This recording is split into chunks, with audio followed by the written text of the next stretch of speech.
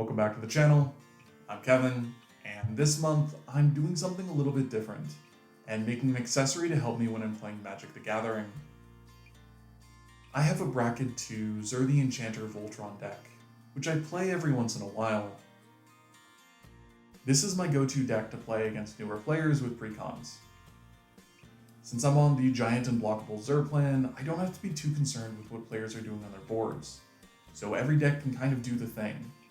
But if someone's doing something really wild on turn 6 or 7, I can tutor up something to stop it. Another thing I really like about the deck is I start killing people on turns 9 or 10. So I generally either win the game, or I go down after taking out 1 or 2 other players. But regardless, the games definitely end around turns 11 or 12, which is an issue I sometimes have with lower power pods. My biggest problem with the deck is just keeping track of all the keywords and bonuses Zur gets throughout the game, and making that really clear to my opponents. Some of you are probably suggesting dice or other kinds of markers to indicate this kind of thing. Personally, I don't think this is a great solution when you're playing Voltron. Your board is already going to be a mess of auras and enchantments, and adding in more dice and markers just makes the problem worse.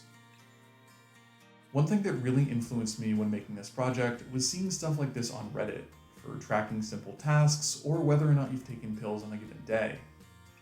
For a while now, I thought something like this would work really well when tracking keywords, although it would need a few tweaks.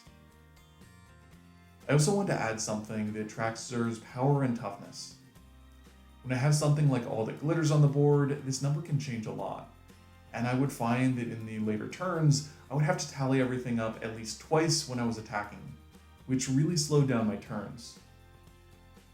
My first thought was printing 2 of these life counters, and using 1 for power and 1 for toughness, since Zur can get pretty large towards the end of the game. The problem I ran into was that I wanted this tracker to have roughly the same footprint as a magic card.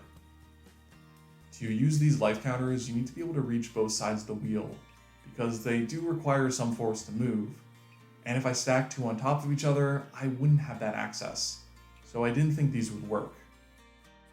I resigned myself to using a different style of life counter, which could better handle large numbers, but added a lot of thickness to this that I didn't originally want. I downloaded these from printables.com rather than Thingiverse.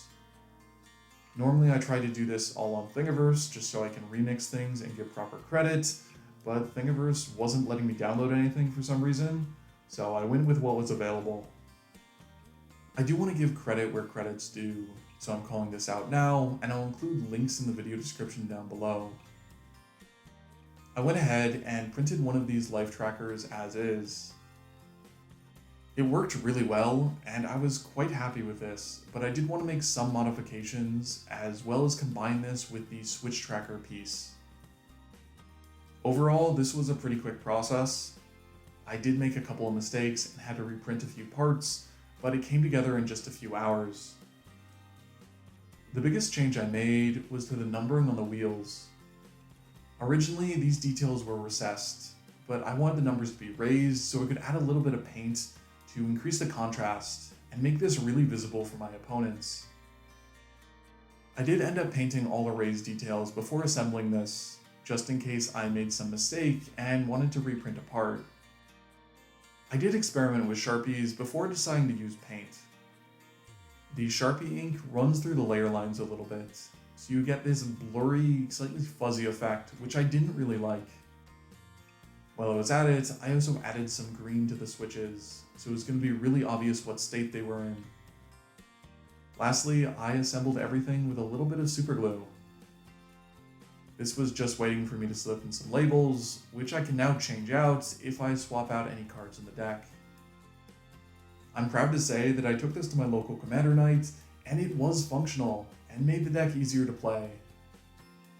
That being said, there were a couple of issues that I think I'm going to fix on a version 2 at some point. The biggest functional change I'd make would be adding a nub or something underneath these switches to help keep them in position. As it is now, if someone bumps the table, all of these shift a little bit, which isn't too big of a problem, but I could definitely see getting annoying. There are also a couple of things that I change about the design. From the very beginning, I knew I wanted to add a P and a T for power and toughness, but when I sat down, the first thing my friend asked me was, why does it say Patu? I think next time I'd change the color, font, or size of the P and the T to make them really distinct from the numbers, and probably omit the 0 from these two wheels, because it really doesn't need to be there. My grand ambition, which I have no idea how to achieve, is to make this both functional and artistic. I really admire people that match their playmats to the commander deck they're playing that night. I think that playmats are a functional part of the game, but when you match the art and the theme, it can really take that deck up to the next level.